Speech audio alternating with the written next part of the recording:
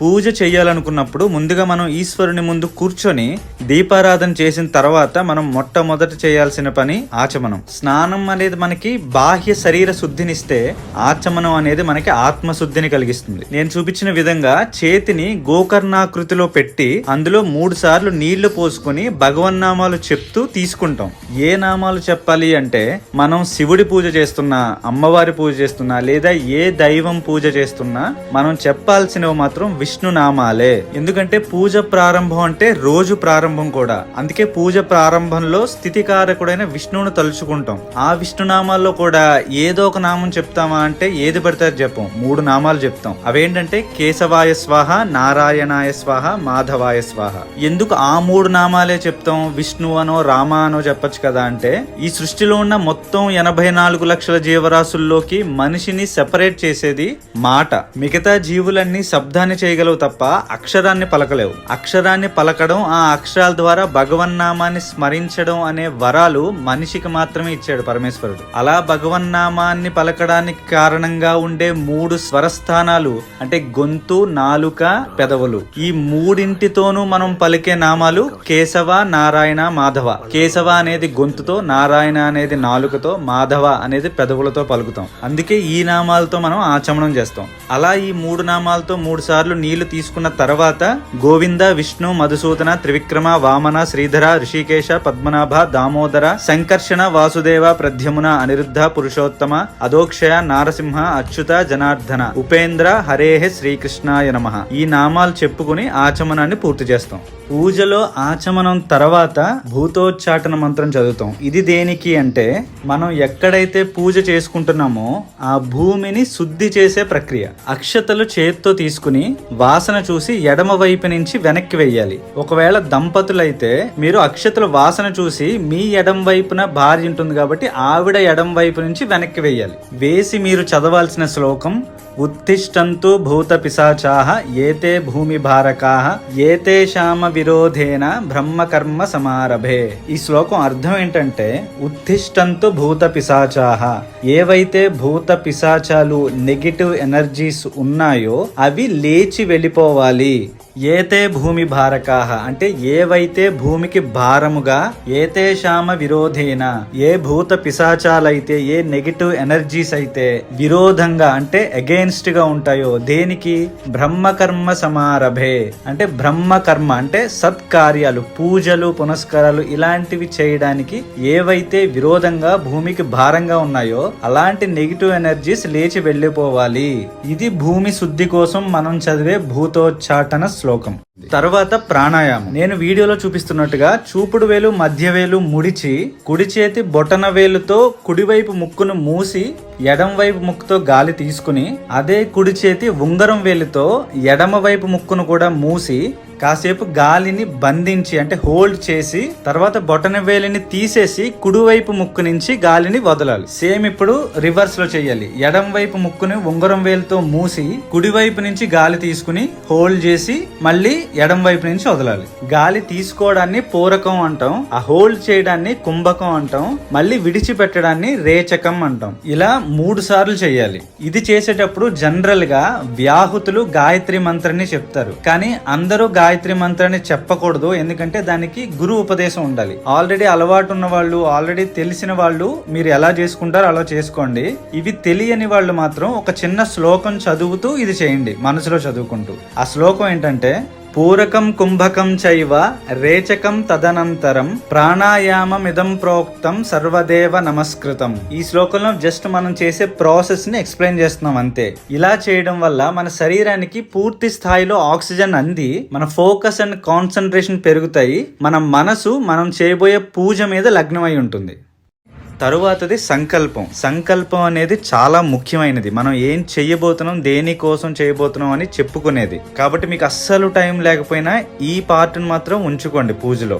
ప్రాణాయామం తర్వాత పరమేశ్వరుడికి నమస్కారం చేసుకుంటూ ఇలా చెప్పుకోవాలి. మమ ఉపాత్త సమస్త దురుతక్షయ ద్వారా శ్రీ పరమేశ్వర ప్రీత్యర్థం అస్మాకం సహ కుటుంబానాం క్షేమ స్థైర్య విజయ అభయ ఆయు ఆరోగ్య ఐశ్వర్యాభివృద్ధ్యర్థం వేద సాంప్రదాయాభివృద్ధ్యర్థం శ్రీ దుర్గా పరాదేవతా పూజాం కరిష్యే అని కుడి చేతి ఉంగరం వేలుతో నీళ్లు ముట్టుకోవాలి. ఇది చాలా సింప్లిఫైడ్ వెర్షన్ ఆఫ్ సంకల్పం. దీన్ని మాత్రం మిస్ అవ్వకుండా చెప్పుకోవడానికి ప్రయత్నించండి మీ పూజలో.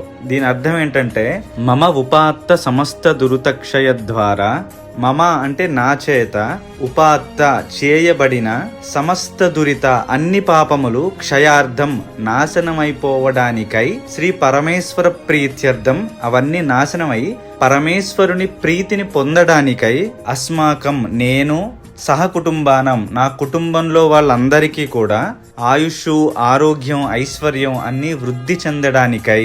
ఇక్కడ వరకు మన కోసం మనం కోరుకునేవి సంకల్పంలో. వేద సంప్రదాయాభివృద్ధ్యర్థం ఇది ప్రతి హిందువు తన పూజలో యాడ్ చేయాలి. ఎందుకంటే మనం చేసే పూజ ఫలితంలో ఎంతో కొంత ఈ వేద సాంప్రదాయాన్ని అంటే సనాతన ధర్మాన్ని నిలబెట్టడంలో ఉపయోగపడాలి అని. ఇప్పుడు దుర్గాదేవి యొక్క షోడశ ఉపచార పూజ మొదలవుతుంది. దానికంటే ముందు వినాయకుడి ప్రార్థన చేసుకోవాలి. మీకు శుక్లాంబరధరం విష్ణుం శశివర్ణం చతుర్భుజం అది వస్తే అది చదువుకోండి, లేదా మహాగణాధిపతయే నమః అని ఆయనకి దండం పెట్టుకోండి ఒకసారి. ఇప్పుడు షోడశోపచారాల్లో మొదటిదైన ఆవాహన చేసే ముందు అమ్మవారిని ఒకసారి ధ్యానించాలి. యాదేవి సర్వభూతేషు శక్తి రూపేణ సంస్థిత నమస్తస్యై నమస్తస్యై నమస్తస్యై నమో నమః అంటే ఈ సృష్టి మొత్తంలో ఉన్న ప్రతి జీవరాశిలో పరమేశ్వరుని నుండి అప్పుడే పుట్టిన పసిపిల్లవాడి వరకు ప్రతి జీవిలో శక్తి రూపంలో ఉండేది అమ్మవారు. ఆవిడ నుండే ప్రతి జీవికి శక్తి వస్తుంది. అలా ప్రతి జీవిలో శక్తి రూపంలో ఉన్న అమ్మవారిని ధ్యానిస్తూ ఆవిడకి నమస్కరిస్తున్నాం. ఇప్పుడు ఆ అమ్మవారిని మన ఇంట్లో ఉన్న చిన్ని ప్రతిమ లేదా ఫోటోలోకి ఆవాహన చేయాలి. ఇక్కడ నుండి 16 ఉపచారాలకి మనం అత్యంత సులభంగా ఉండే పూజా విధానం చెప్పుకుంటున్నాం కాబట్టి నేను మంత్రాలు గాని శ్లోకాలు గాని చెప్పను. కేవలం ప్రతి ఉపచారానికి ఒక నామం చెప్తాం. ఆ నామం చెప్పి అమ్మవారికి ఆ ఉపచారాన్ని సమర్పిస్తాం.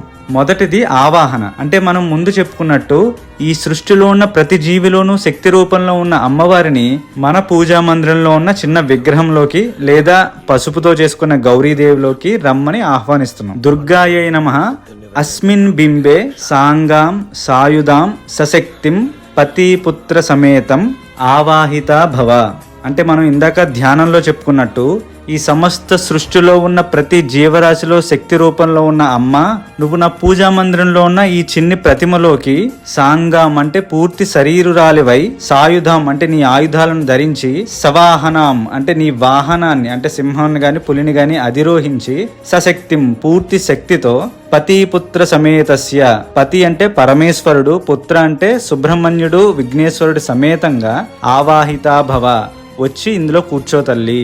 ఇలా చెప్పేటప్పుడు అమ్మవారి ప్రతిమ మీద మీ చేయి పెట్టండి. తర్వాత అయిపోయాక అక్షతలు వేయండి. ఇప్పుడు అమ్మవారిని ఆహ్వానించిన తర్వాత ఆవిడ్ని ఆసనం ఇచ్చి కూర్చోబెట్టాలి. అదే తర్వాత ఉపచారం. రాజరాజేశ్వర్యై నమః ఆసనం లేదా సింహాసనం సమర్పయామి అని చెప్పి అమ్మవారి ఫోటో లేదా ప్రతిమకు అక్షతలు వేయండి. తర్వాత పాద్యం అంటే అమ్మవారి పాదాలు కడగాలి. భవాన్యై నమః పాద్యం సమర్పయామి అని చెప్పి అమ్మవారి పాదాల మీద నీళ్లు చల్లండి. తర్వాత అర్ఘ్యం అమ్మవారి చేతులు కడుక్కోవడానికి నీళ్లు ఇవ్వాలి. కాత్యాయన్యై నమః హస్తయోహు అర్ఘ్యం సమర్పయామి. తర్వాత ఆచమనం అంటే అమ్మవారికి నీళ్లు ఇవ్వాలి తాగడానికి. శివప్రియాయై నమః ముఖే ఆచమనీయం సమర్పయామి అని అమ్మవారికి నీళ్లు చూపించి పక్కన వదిలిపెట్టండి. తర్వాత ఉపచారం స్నానం. మీ దగ్గర ఆవు పాలు లేదా పంచామృతాలు ఉంటే ముందు అమ్మవారి మీద అవి జల్లి తర్వాత నీళ్లు జల్లుతూ ఓం పార్వత్యై నమః శుద్ధోదక స్నానం సమర్పయామి అని చెప్పాలి. తర్వాత ఉపచారం వస్త్రయుగ్మం. మీ దగ్గర అమ్మవారి కోసం ఏదైనా చీర గాని లేదా జాకెట్ ముక్క ఇలాంటివి ఉంటే అవి పెడుతూ లేదా అక్షతలు అమ్మవారి పాదాల దగ్గర వేస్తూ అంబికాయై నమః వస్త్రయుగ్మం సమర్పయామి. తర్వాత ఆభరణం. మీ దగ్గర గాజులు గాని వేరే ఆభరణం ఏదైనా అమ్మవారికి పెడదాం అనుకుంటే అది పెడుతూ లేదా అక్షతలు గాని ఒక పుష్పం గాని తీసి అమ్మవారి దగ్గర పెడుతూ చండికాయై నమః ఆభరణం సమర్పయామి. తర్వాత అమ్మవారికి వస్త్రం ఆభరణం అయిపోయాక తర్వాత ఉపచారం గంధం. గంధం అంటే సువాసన భరితమైనది. డియోడ్రెంట్స్ సెంట్లు ఉంటాయి కదా, అలా ఉంటే అరగదీసిన గంధం లేదా తడి చేసిన గంధాన్ని ఒక పువ్వుతో తీసి అమ్మవారి మీద చల్లడం లేదా ఆ పువ్వుని అమ్మవారి దగ్గర పెడుతూ మహాగౌర్యై నమః గంధం సమర్పయామి. తర్వాత ఉపచారం పుష్పం. మహామాయాయై నమః పుష్పం సమర్పయామి అని చెప్తూ అమ్మవారి దగ్గర ఒక పువ్వు పెట్టండి. లేదా మీ దగ్గర దండ ఏమైనా ఉంటే అమ్మవారి ఫోటోకి కానీ అమ్మవారి విగ్రహానికి కానీ పూలదండ వేయచ్చు. ఇప్పుడు మీకు లలితా సహస్రనామం వస్తే లలితా సహస్రనామం, లేదా దుర్గా అష్టోత్తరం వస్తే దుర్గా అష్టోత్తరం ఏదైనా చదువుతూ కుంకుమ తీసుకుని మధ్యలో ఉన్న 2 వేళ్ళు బొటన వేలు ఈ 3 వేళ్ళు ఉపయోగించి కుంకుమ పూజ చేస్తున్నాను అమ్మవారికి. ఒకవేళ మీకు అస్సలు టైం లేదు, నిజంగానే సులభమైన పూజ కావాలి, అవన్నీ చదవలేమంటే మనం శివనిత్య పూజలో చెప్పుకున్నట్టుగా 8 నామాలు అమ్మవారికి కూడా ఉంటాయి. ఆ 8 చెప్పుకుంటూ అమ్మవారికి కుంకుమ పూజ చేయండి. భవస్య దేవస్య పత్నే నమః, సర్వస్య దేవస్య పత్నే నమః, ఈశానస్య దేవస్య పత్నే నమః, పశుపతయే దేవస్య పత్నే నమః, రుద్రస్య దేవస్య పత్నే నమః, ఉగ్రస్య దేవస్య పత్నే నమః, భీమస్య దేవస్య పత్నే నమః, మహతే దేవస్య పత్నే నమో నమః. ఈ నామాలతో అమ్మవారికి కుంకుమతో పూజ చేసిన తర్వాత ఉపచారం ధూపం, అంటే అగరత్తులు గాని సాంబ్రాణి గాని ఏది ఉంటే అది ధూపం వేయాలి అమ్మవారికి. అలా ధూపం చూపిస్తూ అమ్మవారికి శైలపుత్ర్యై నమః ధూపమాగ్రాపయామి అని చెప్పుకోవాలి. తరువాత దీపాన్ని అమ్మవారికి చూపించి తర్వాత మీరు దీపానికి దండం పెట్టుకుంటూ జ్ఞానరూపాయై నమః దీపం దర్శయామి అని చెప్పుకోవాలి. ఎప్పుడైతే ధూప దీపాలు అయ్యాయో మళ్ళీ అమ్మవారికి కొంచెం ఉద్దరణతో నీళ్లు తీసుకెళ్లి చూపించి పక్కన వదిలిపెడుతూ ధూప దీపానంతరం శుద్ధాచమనీయం సమర్పయామి అని చెప్పాలి. ఎందుకంటే మనం చేసే ఉపచారాలన్నిటికీ అలిసిపోయింది కాబట్టి ఆవిడికి మళ్ళీ మంచినీళ్ళు ఇస్తాం తాగమని. తరువాత ఉపచారం నైవేద్యం. మీరు నైవేద్యంగా ఏదైనా తయారు చేస్తే అది పెట్టుకోవచ్చు, లేదా కొబ్బరికాయ కొడితే కొబ్బరికాయ, లేదా అన్నానికి సరి సమానమైన నైవేద్యం ఏది అంటే పాలల్లో అంత పంచదార కొంచెం నెయ్యి వేసి నైవేద్యం పెట్టచ్చు. ఇవేవి కాకపోయినా ఒక చిన్న బెల్లం ముక్క పెట్టి నైవేద్యం పెట్టచ్చు. ఏ నైవేద్యం అయితే పెట్టారో దాని మీద తమలపాకుతో లేదా పువ్వుతో నీళ్లు జల్లుతూ సత్యం త్వర్తేన పరిశించామి అని చెప్పుకోవాలి. తర్వాత ప్రసాదాన్ని స్వామి వైపు 5 సార్లు చూపిస్తూ చేత్తో ఈ 5 సార్లు ఏం చెప్పాలి అంటే ప్రాణాయ స్వాహ, అపానాయ స్వాహ, వ్యానాయ స్వాహ, ఉదానాయ స్వాహ, సమానాయ స్వాహ. ఇలా చెప్పిన తర్వాత అన్నపూర్ణాయై నమః నైవేద్యం సమర్పయామి. తర్వాత తాంబూలం, తమలపాకులో ఒక పోక చెక్క పెట్టి అమ్మవారి దగ్గర పెడుతూ జగదంబాయై నమః తాంబూలం సమర్పయామి అని చెప్పండి. అమ్మవారు నైవేద్యం స్వీకరించి తాంబూలం వేసుకుని కూర్చుంటారు. ఇప్పుడు ఆవిడికి హారతి ఇవ్వాలి. హారతి కర్పూరం వెలిగించి అమ్మవారికి చుట్టూ తిప్పి మహిషాసుర మర్ధిన్యై నమః నీరాజనం సమర్పయామి అని చెప్పి మళ్ళీ ఒక ఉద్దరణితో నీళ్లు తీసుకుని అమ్మవారికి చూపించి పక్కన వదిలిపెట్టండి. వదిలిపెడుతూ నీరాజనానంతరం శుద్ధాచమనీయం సమర్పయామి అని చెప్పండి. ఇప్పుడు చివరిది మంత్ర పుష్పం. చేత్తో అక్షతలు పువ్వులు పట్టుకుని సర్వమంగళ మాంగళ్యే శివే సర్వార్థ సాధికే శరణ్యే త్ర్యంబకే గౌరీ నారాయణి నమోస్తుతే అని ఈ శ్లోకం చెప్పుకుని శ్రీ దుర్గా పరాదేవతాయై నమః సువర్ణ దివ్య మంత్ర పుష్పం సమర్పయామి అని చెప్పి మీ చేతిలో ఉన్న అక్షతలు పువ్వులు అమ్మవారి పాదాల దగ్గర పెట్టి ఆవిడికి దండం పెట్టుకోండి.